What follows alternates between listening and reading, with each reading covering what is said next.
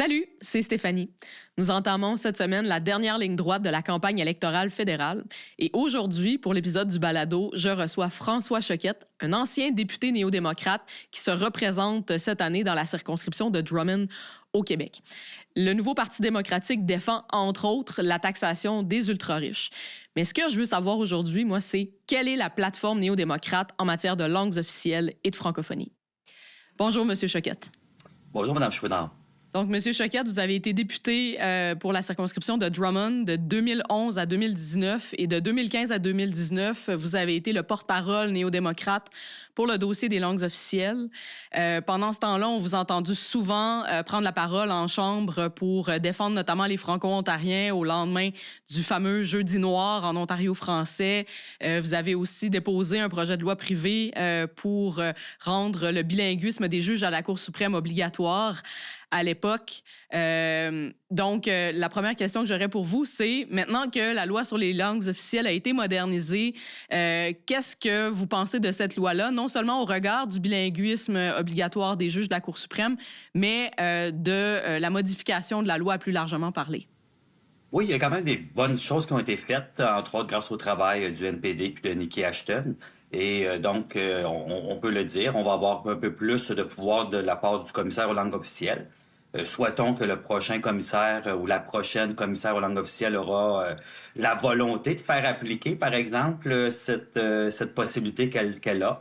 On sait que maintenant, il va y avoir des SOP, donc des sanctions pécuniaires qui sont des sanctions administratives pécuniaires qui seront possibles d'être appliquées. Alors, je souhaite que ce soit un commissaire ou une commissaire qui aura un petit peu qui soit capable de serrer la vis, comme on dit, dans ces circonstances-là. Maintenant, la loi est là. Maintenant, il manque les règlements. Et les règlements, ça va être extrêmement important. On aurait dû les avoir déjà, mais il manque à l'appel. Et souhaitons que dès que le gouvernement sera élu, on aura les règlements. Et ça prend des règlements où on va avoir vraiment des consultations sérieuses qui vont pouvoir être faites avec les communautés. Pas juste un petit sondage là, par la poste ou un petit sondage téléphonique. Là, quelque chose de vraiment sérieux, une consultation sérieuse. Et aussi des actions concrètes, des mesures positives concrètes lorsqu'il est temps de promouvoir les communautés de langue officielle en situation minoritaire. Donc, votre parti s'engage à continuer le processus de réglementation, notamment de la partie 7 de la loi. Qu'est-ce que vous aimeriez voir, vous, personnellement, dans ce processus réglementaire-là? Quels sont les engagements pour, disons, donner la marche à suivre de la fonction publique à l'égard de la promotion et de l'égalité des langues officielles? Bien, la première chose, c'est l'éducation puis la santé. On le sait, on transfère de l'argent en éducation et en santé.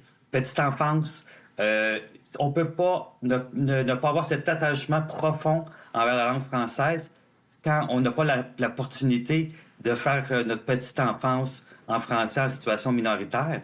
Et on le sait malheureusement, selon beaucoup d'organismes, seulement 23% des besoins en petite enfance en français en situation minoritaire est atteint. Alors, il faut vraiment continuer. Le NPD a travaillé très fort pour avoir un programme national de garderie. Ça, on est tellement fiers de ça. Mais il faut investir encore plus et s'assurer que ça s'en aille aussi d'une manière juste et équitable pour les communautés de langue officielle. Sinon, on a l'éducation en français. Par la suite, on peut avoir notre fierté, notre épanouissement et puis avoir accès à la santé. Et pour ça, ça prend aussi de l'immigration. Donc, atteindre nos cibles. La FCFA, la Fédération des communautés de langue officielle en situation minoritaire, des communautés francophones et acadiennes, pardon, mentionne que ça prend à peu près 12% dès l'année prochaine comme cible pour atteindre nos engagements.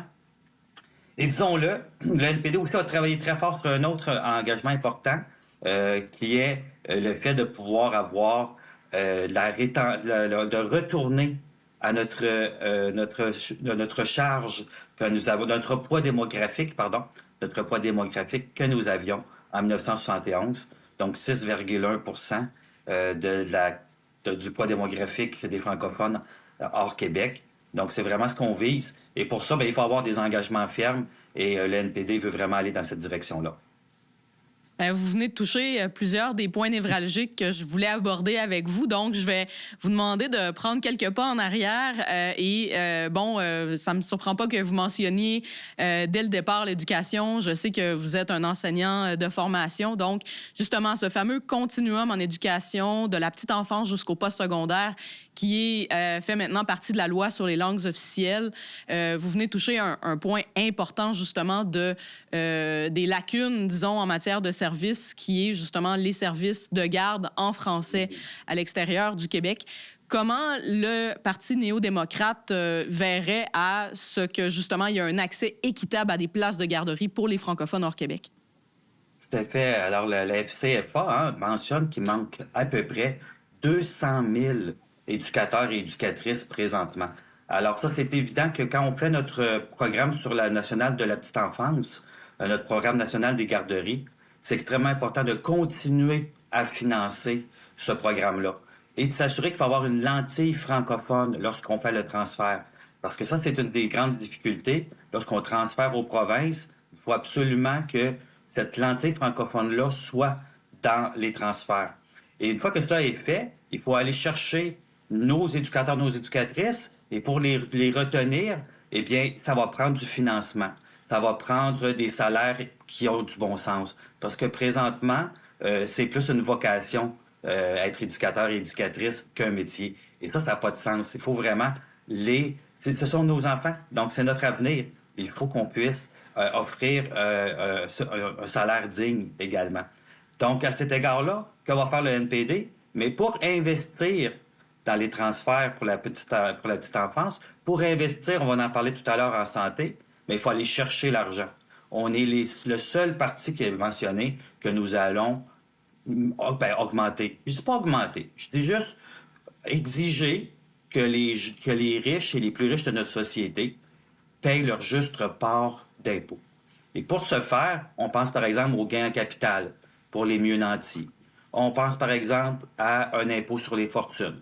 Alors ça va permettre d'aller chercher une possibilité d'investir. Et ce qu'on va faire, par exemple, on va faire dans des transferts pour le programme de garde nationale à la petite enfance. Et parlons aussi des universités. Ça fait des années que le financement de base des universités n'a pas été augmenté. Présentement, les universités souffrent, bien sûr, en situation minoritaire. Les universités francophones souffrent et on a vraiment besoin de les soutenir.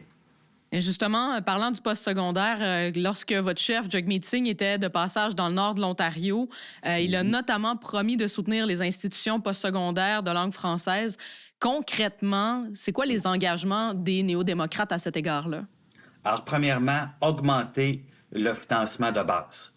Le financement de base, présentement, comme je le mentionnais, n'a pas été indexé depuis vraiment longtemps.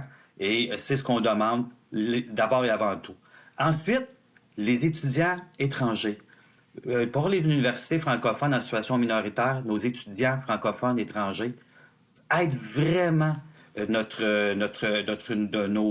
communautés.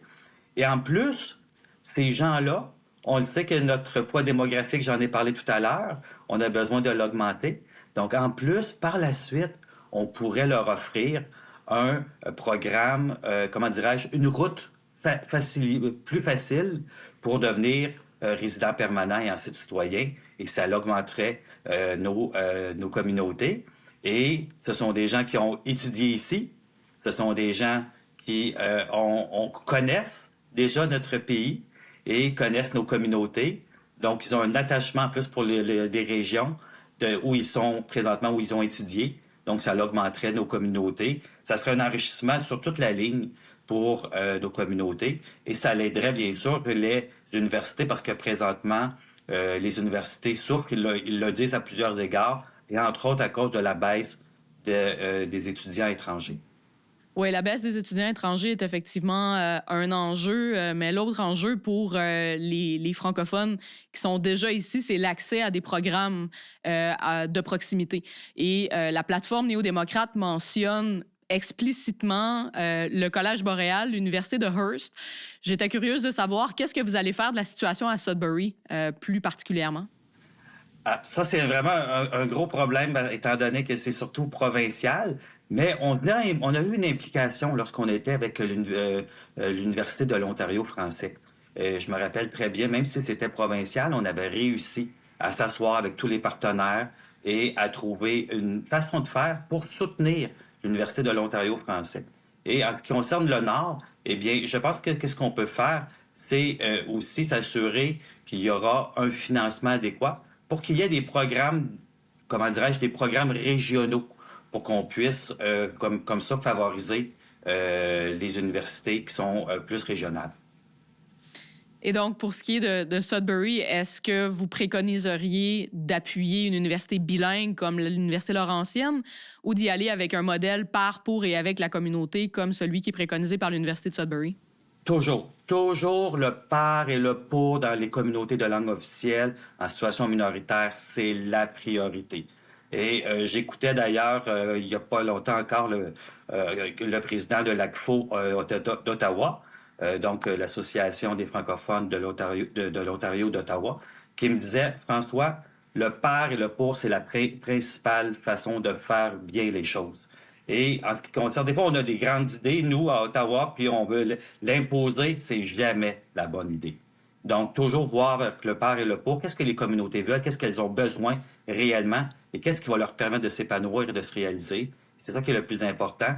Et ce que me disait l'ACFO d'Ottawa, c'est, par exemple, nous, l'ACFO d'Ottawa, on a à peine 62 000 de financement de base. On n'arrive pas avec ça. On ne peut pas s'épanouir et se réaliser. Donc, c'est la même chose pour le dossier des universités régionales. L'autre gros dossier sur lequel votre chef a beaucoup parlé depuis le début de la campagne, évidemment, c'est le dossier de la santé. Vous l'avez déjà évoqué. Et votre parti promet notamment un médecin de famille pour tous les Canadiens et toutes les Canadiennes. Comment les néo-démocrates s'y prendraient-ils pour assurer aux francophones hors Québec d'avoir accès à un médecin de famille qui puisse les servir dans leur langue? Oui, alors ça, c'est un processus qui est quand même à long terme, mais qui est réalisable. Donc, la première chose, il faut augmenter les transferts en santé. Donc, nous sommes le seul parti, encore une fois, qui va aller chercher l'argent dans les grandes fortunes pour le réinvestir dans les transferts en santé. 1 minimum par année d'augmentation des transferts en santé. Une fois que cela est fait, bien sûr, il faut avoir un plan, comment dirais-je, pour les acquis et les diplômes, une reconnaissance, un plan national de reconnaissance des diplômes et des acquis pan-canadiens qui permettrait, quand on a nos immigrants francophones qui arrivent au pays, eh bien, qui permettrait dans le domaine de la santé et de l'éducation, on en parlait tout à l'heure, c'est deux domaines extrêmement importants où on a des besoins criants. Alors, on pourrait, avec ce plan de reconnaissance, ce plan national de reconnaissance des acquis et des diplômes, une augmentation des gens qui travaillent. Si ma mémoire est bonne, je pense que c'est un quart des gens en santé présentement qui nous proviennent de l'immigration, qui travaillent pour nous servir présentement. Alors, on doit surtout miser là-dessus. Et l'autre situation, on en reparlait tout à l'heure un peu, c'est d'avoir des programmes régionaux pour que les gens apprennent, puissent être formés en santé, déjà dans les régions. Donc, ils vont rester parce que c'est les régions d'où ils proviennent, qu'ils aiment et qu'ils vont pouvoir rester à cet endroit-là et épanouir les régions du Nord, par exemple. Donc, les deux domaines dont on vient de parler, l'éducation, la santé, sont des domaines, comme vous le savez, qui sont prédominamment de compétences provinciales. Comment les néo-démocrates vont travailler avec les provinces pour assurer que les transferts qui proviennent d'Ottawa vont effectivement être investis au bon endroit pour bien desservir les communautés francophones? Est-ce que des clauses linguistiques, c'est quelque chose que les néo-démocrates préconiseraient? Alors, c'est toujours un petit peu, comment dirais-je, il faut y aller avec prudence quand on va avec les compétences provinciales. Mais la priorité, c'est les transferts. Donc, augmenter les transferts, j'en parlais tout à l'heure pour les transferts en santé. Donc, augmenter les transferts. Une fois que les transferts sont augmentés, par exemple, le plan national de garderie, on continue d'augmenter les transferts.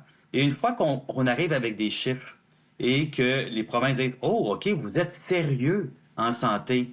Hein, parce qu'il y a un déficit présentement, hein, on le sait, pour les provinces, ils ont de la difficulté à financer en santé. Et une fois qu'on a démontré qu'on est sérieux en santé, qu'on est sérieux pour l'assurance dentaire, qu'on est sérieux pour le programme national de garderie, je pense que c'est plus facile de s'asseoir avec eux et de leur dire, écoutez, c'est important maintenant de bien s'occuper de nos communautés francophones. C'est une richesse, le bilinguisme canadien. À l'international, on rayonne pour cela. Alors, il faut pouvoir le faire. Et c'est toujours la dernière solution. On ne veut pas aller là, mais on le sait qu'on a la situation du programme de contestation judiciaire, qu'il y a des écoles qui vont dans ce sens-là. On ne veut pas aller là. On veut les encourager à la place. Et présentement, ce qu'on nous parle, l'aliénation des terres et des biens fédéraux, des bâtiments fédéraux. On a un problème présentement. On le sait que maintenant, les commissions scolaires peuvent demander des terres et des bâtiments fédéraux pour pouvoir construire des nouvelles écoles. Mais la problématique, c'est qu'il y a une lourdeur administrative présentement et ça prend trop de temps. Et le temps, on l'a dit tout à l'heure, il nous manque beaucoup de place à l'école, par exemple, mais ça prend donc l'aliénation des terres et des bâtiments fédéraux d'une manière plus rapide. Vous savez que la campagne électorale de cette année a tourné beaucoup sur des enjeux qui touchent la souveraineté du Canada, la souveraineté économique, mais on a fait moins de cas, disons, de la souveraineté culturelle. La francophonie, évidemment, est une partie prenante de cet enjeu-là. Votre parti s'engage à protéger la langue française dans le cadre de négociations commerciales. Quels sont les engagements précis à cet effet-là, et en particulier pour les francophones à l'extérieur du Québec, puisque cet engagement-là, on le retrouve dans votre plateforme pour le Québec? Oui, ben, je pense que oui, la plateforme, honnêtement, il y aurait beaucoup de choses à ajouter dans la plateforme du NPD. C'est sûr et certain que ce que je mentionne, c'est ce qui doit être ajouté. Et c'est sûr et certain que lorsque je vais redevenir député, j'avais mentionné à Chuck Mead et à toute l'équipe proche qu'il faut étoffer un petit peu plus notre plateforme électorale que celle qu'on a présentement. Honnêtement, il y a du travail à faire. Mais cela étant dit, oui, pour la protection de la langue française partout au Canada, une des choses qu'on doit faire, c'est d'abord maintenir des bons médias comme Radio-Canada, qui a comment dirais-je, qui est présent partout au pays et qui permet de desservir toutes les communautés au pays. Également, il faut que les grands géants du web, peut-être que vous le savez, mais je me suis battu jusqu'en cour fédérale pour que Netflix puisse produire et également diffuser plus de produits culturels canadiens, francophones.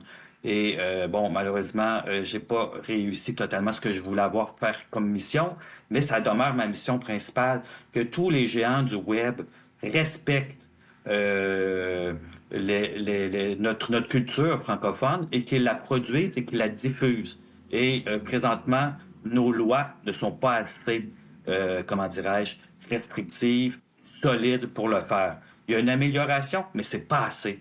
Il faut qu'ils payent leurs impôts, il faut qu'on aille chercher les taxes et il faut que cet argent-là soit redistribué dans tous les médias et dans toute la production de culture francophone à travers le pays. Ça, c'est commencé ici même par notre protection de notre langue. C'est quand les géants arrivent, mais qu'on leur dise, ici, il y a des règles à suivre. Et la culture francophone à travers le pays, c'est important. La culture, c'est important. Et on doit pouvoir ensuite redistribuer cet argent-là dans tous les médias locaux. Je me rappelle du journal La Liberté. J'ai rencontré à plusieurs reprises les gens là-bas qui me disent, François, on a besoin d'être plus soutenus. Et bien sûr, quand on parle de soutenir, on a aussi les publicités qu'on peut faire comme gouvernement fédéral, acheter des publicités dans les médias locaux. Puis, comme Québécois, ce que j'aimerais dire comme Québécois, c'est que la richesse et l'épanouissement des francophones en situation minoritaire nous enrichit, les Québécois. Et il y a des gens, malheureusement, qui ne comprennent pas ça. Et ce que je veux leur dire, c'est que cette possibilité de s'épanouir en français partout au pays enrichit le français au Québec aussi. François Choquette, merci beaucoup d'avoir pris le temps de nous présenter la plateforme néo-démocrate aujourd'hui. Ça m'a fait plaisir. Dans le prochain épisode, je m'entretiendrai avec le député bloquiste Mario Beaulieu. Nous aurons la chance de parler de la plateforme du Bloc québécois pour les langues officielles, de savoir évidemment ce qu'il pense des francophones hors Québec. Donc, c'est un rendez-vous. Et d'ici là, partagez et suivez-nous. À bientôt!